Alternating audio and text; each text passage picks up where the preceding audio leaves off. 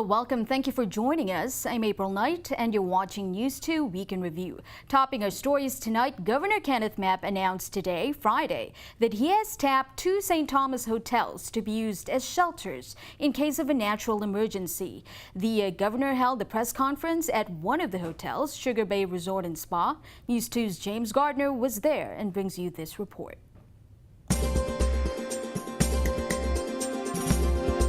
Governor Kenneth Mapp held a press conference at the SUGARBAY Resort and Spa on St. Thomas on Friday to announce that SUGARBAY, along with Marriott Frenchman's Reef Resort and St. Thomas, will be emergency shelters in case of a disaster.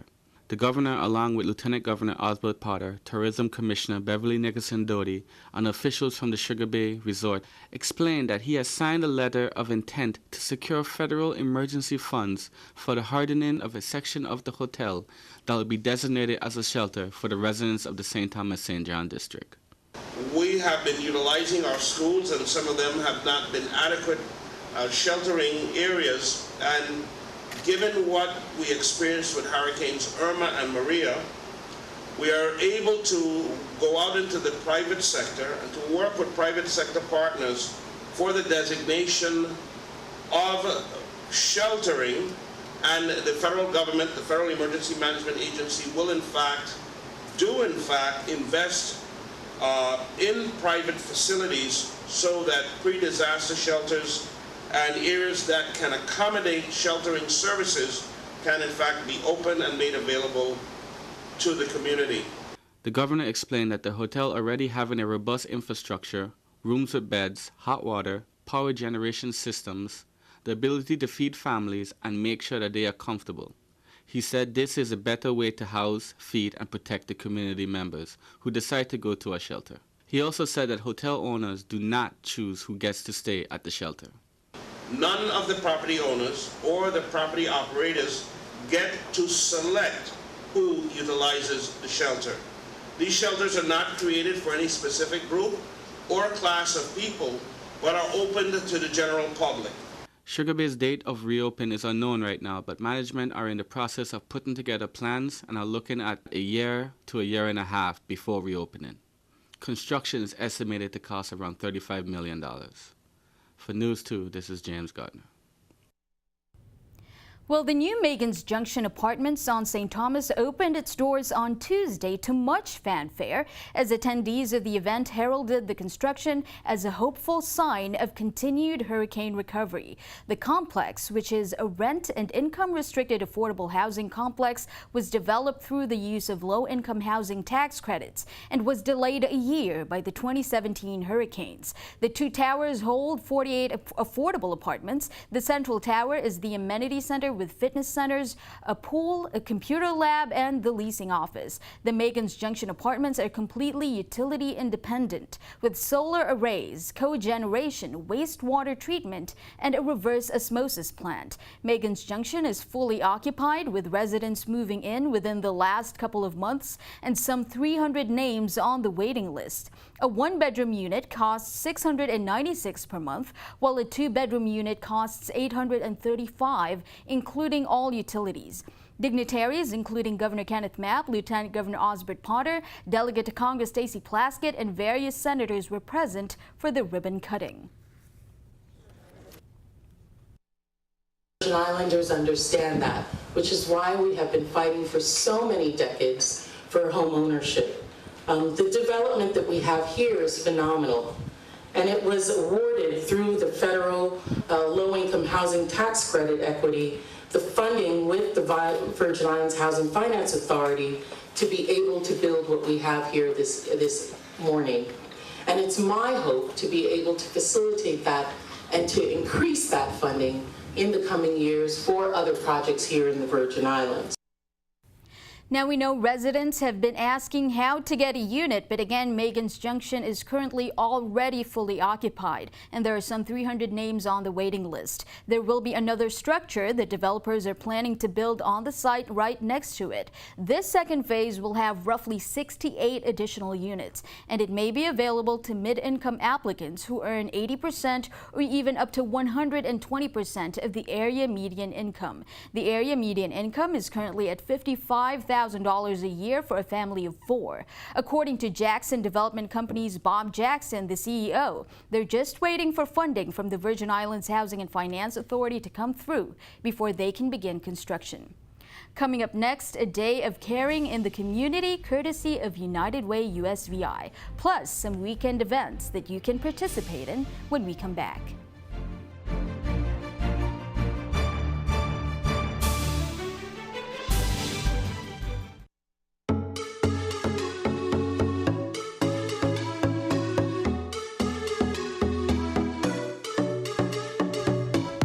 Welcome back. Members of the community in need of a refreshed wardrobe went to the University of the Virgin Islands Sports and Fitness Center on Wednesday, where United Way USVI was giving away free donated clothing. Volunteers responded to United Way's call a few days prior to the event to help sort mountains of clothing to make it easier for those in need. Vinod Didlani, the president of United Way USVI, spoke to News 2 about the annual giving initiative, which was a big success. Here's more.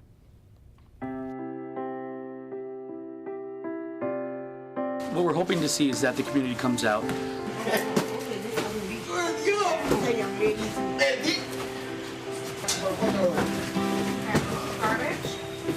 These things were donated that were sent down, and so we're hoping that if you lost anything or just need to wardrobe yourself and just, get back to something, we have the clothes to give away, and we're hoping that the community comes out, hopefully can use them.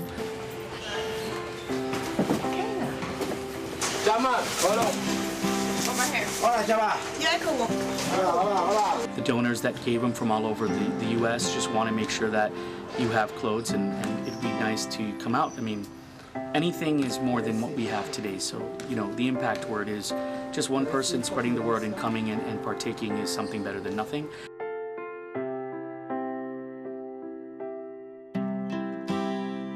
We do day of carings. We do different types of day of carings. This is the first time we're doing a clothing distribution.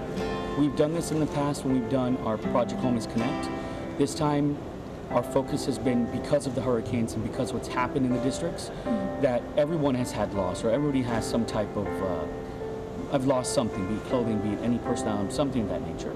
And the hardest thing sometimes is replacing certain things. So through generous donations out of the mainland, we were able to receive quite a bit of clothes.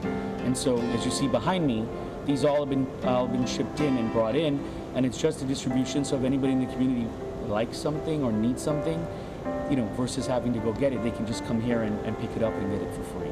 This initiative, of course, is the Day of Caring for the United Way, so our volunteers, but we're very thankful and gracious to the Omega Psi Phi fraternity brothers who've come out. They've also made some donations and volunteered. We're also very thankful to the UVI sports facility, the gentlemen that work here in this building, and the students, as well as our partnership is with the University of the Virgin Islands Center for Spirituality and Professionalism, CSAP. So we're very gracious to them for helping us coordinate this. So we have the venue, and we have the place, and we have the support so that we can bring the full community together. And that we're able to actually do this endeavor. As I joked that we had a truckload of clothes, I have proof of the pudding here behind me if you see what's going on here. Just the amount of clothing that we have out here. And it'll be coming out for today's event. We have things coming in and out throughout the event. Okay. All of it's volunteers. As far as the work that you see behind me, it's all just the power of the people of the Virgin Islands. As I tell most people, it's helping hands, helping in their neighborhood, helping our community. Congratulations, United Way, for a successful event. Well, if you plan on heading to the next Business After Hours, VIA is hosting the next one. The parent company of TV2 will be hosting the St. Thomas St. John Chamber of Commerce Business After Hours from 5:30 to 7:30 in the evening next week. That's Thursday, November 1st, at the VIA Customer Experience Center in Tutu Park. According to VIA, the company is working to stimulate the growth of businesses and government agencies through technology, communications readiness, and improved service delivery. At the Business After Hours event, you can get a sneak peek at VIA's cloud-powered solutions designed to bring enhanced digital lifestyle to its clients. That's on top of a showcase of products and the opportunity to network with others from the VI business community. Again, that's 5:30 to 7:30 in the evening next week, Thursday, November 1st, at the VIA Customer Experience Center in Tutu Park. Also, don't miss the next Jazz in the Park. Immerse yourself in music music by some of the best musicians around. The next one is on Friday, November 2nd from 5:30 to 10 p.m. at the Roosevelt Park on St. Thomas. Jazz in the Park slogan is bringing the community together through music. Jazz in the Park is sponsored by International Capital and Management Company, ICMC, in collaboration with Jazz at Lincoln Center and Mentoring Through the Arts of Music. This fun family event is also in collaboration with various local companies and nonprofits, including Community Foundation of the Virgin Islands, VI Tourism, VI Lottery, and VIA. Well, if you want to take part in the St. Croix Ag Fair, you can start making moves next week. Applications for the 48th Annual Fair will be available starting November 2nd. The event will move back to its normal time, which is President's Day weekend, from the 16th to the 19th of February next year. The theme for the 2019 Ag Fair is VI Agriculture, Still Growing in 2019. The Board of Directors for the Ag Fair thanks the sponsors, vendors, and the public for making the 47th Annual Ag Fair possible in spite of post-hurricane challenges, as well as the men and women of the Department of Agriculture who prepare the grounds in spite of the adverse circumstances. People interested in participating in the 2019 Ag Fair are encouraged to submit applications early, especially those in the exhibitors as well as food and refreshment sections. Again, you can start sending in those applications for November 2nd next week. Turning our attention to our Caribbean neighbors, CARICOM is being called upon to formulate a joint response to the OECD, or the Organization for Economic Cooperation and Development, in light of the recent statements by the organization about regional citizenship by investment programs. CARICOM has described as unreasonable a decision by OECD to blacklist 22 nations, including several CARICOM members, for having deficiencies in their citizenship and residency through investment programs. They're saying that both programs are gateways for tax evasion. Sheriff Phil Gaylord of DBS St. Lucia reports.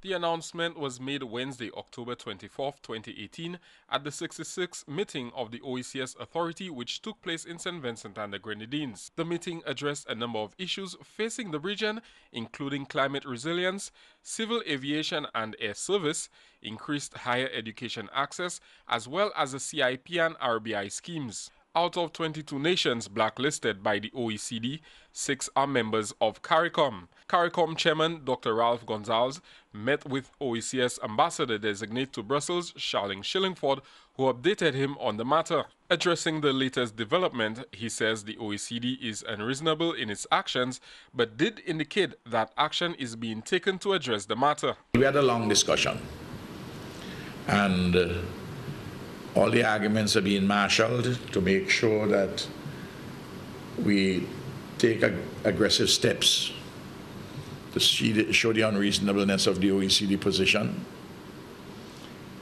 And at the same time, the countries themselves undertake to look to see areas in their citizenship by investment, resident by investment program, where there are areas in which there may be any limitations, where those can be strengthened. Local tax consultant Frank Myers believes there should be a united response from the region to the OECD and other countries or entities which try to strong-arm small islands. It's imperative that not only us as a country, but we as a region coalesce and make representations to those countries together. Individually, we will be picked off one by one. We've got to come together and stop this backbiting and everybody trying to get one-upmanship in another person, because it's not going to work. The CARICOM members blacklisted by the OECD are Antigua and Barbuda, Dominica, Grenada, St. Kitts and Nevis, Montserrat and St. Lucia.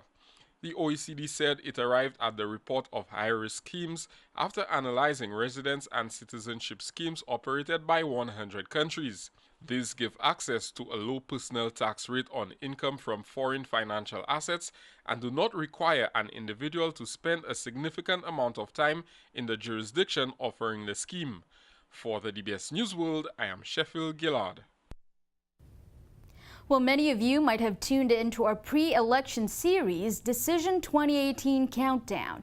Countdown airs Mondays through Thursdays, 7 p.m. on VIA channels 4 and 504, and we stream it live on Facebook at the same time. Decision 2018 Countdown brings in guests for their expertise and qualifications in certain fields, and they dissect how this election is going so far from their perspective. So far, we've had Darren Munifa Cooper, Alexander Randall, Leslie Comisiong, and former election board member Lawrence Bashalta. Here are snippets of our conversations with them. I'm pretty confident in this race there will be a runoff, given the strength of the candidates, given the polling that we've seen that has been released to the public. I think a runoff is inevitable, and as usual, the top two finishers are going to go. And of course, the one who finishes number one, I think if anything, the campaign right now be trying to strive to be the number one finisher. Social media is just a tool, just like a phone or anything else. So if you're going to use it, you're the one that determines what it's going to be used for. Right. Like the forwards that go out a lot, people get it, forward this so that people can be warned that your profile is being duplicated. They can no longer purge voters. Right. Before we purged on an average close to 3,000 voters every election. After the election, mainly because they haven't voted in 2 general elections. How did the administrations respond then? What was the government's response when we had those catastrophic storms?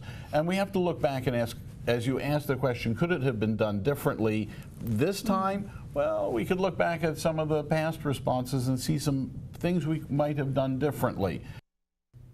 Make sure you tune in. Coming up next, our Pet of the Week, plus your News 2 AccuWeather forecast. We'll be right back.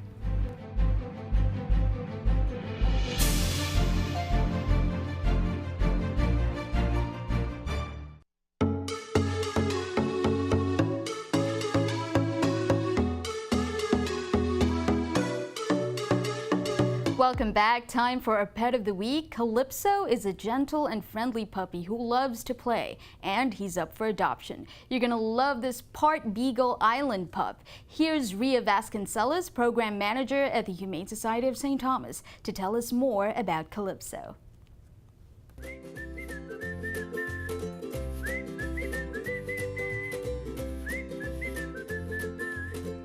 CALYPSO is a 4-month-old male. He's a terrier mix. He may have a little pit bull in him, but he looks like he may have some beagle in him also. He came into the shelter as a stray. He probably weighed between, I'd say, 30, 35 pounds when he's full grown. He's really a very happy, healthy puppy. He likes to play. He has no interest in cats and has shown no interest in dogs. He's just an inquisitive little puppy who would bring a lot of joy to your life. Now remember, if you or anyone you know is interested in any of the pets that we feature on Pet of the Week, don't hesitate to call the Humane Society of St. Thomas at 775-0599 or visit www.hsstt.com. The Humane Society also offers a free spaying and neutering program where you can take your dog or cat to a vet of your choice with a voucher from the shelter. You can help the Humane Society by fostering or adopting their rescue animals, by donating supplies, or if you're traveling, by volunteering to transport their pets to a mainland home or shelter that will take them in. Again, that's 775-0599 or www.hsstt.com. Now let's see what the weather looks like in the next several days with your News 2 AccuWeather forecast.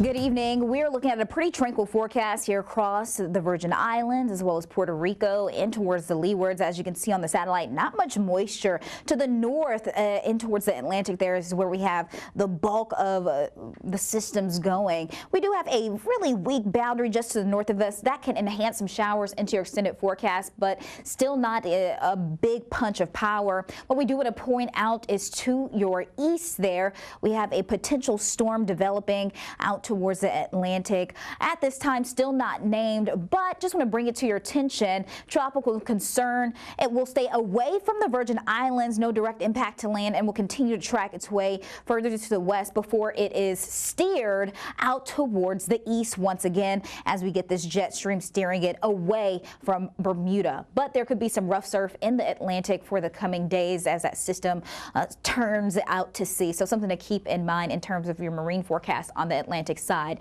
Now, our current satellite, once again, pretty silent out there, not much wet weather in place. We do have that, once again, very weak boundary, very faint with the moisture as well. That could drop a little further south and bring some wet conditions. Out towards Puerto Rico on the radar and those higher elevations, looking at some wet weather.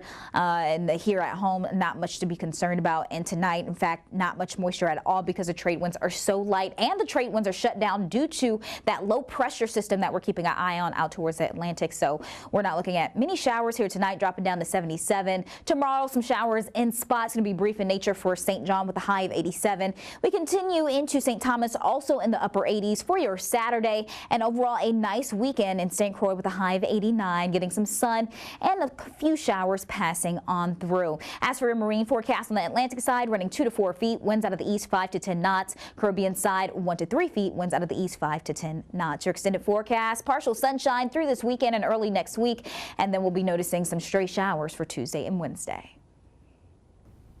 Thank you for that. And before we go, we want to say happy birthday to our graphics designer, Albert Pierre. It was his birthday on October 25th on Thursday. Happy birthday, Albert. And that's it for our show tonight. Make sure you follow us on Facebook at News2VI or Instagram at TV2 USVI. We want to hear from you, so tag us on any stories you want to see on the news or send us a message on Messenger. You can also email us at newsdirector@tv2.vi. Thanks again for joining us on News 2 Week in Review. I'm April Knight. We'll see you next time. Have a wonderful weekend.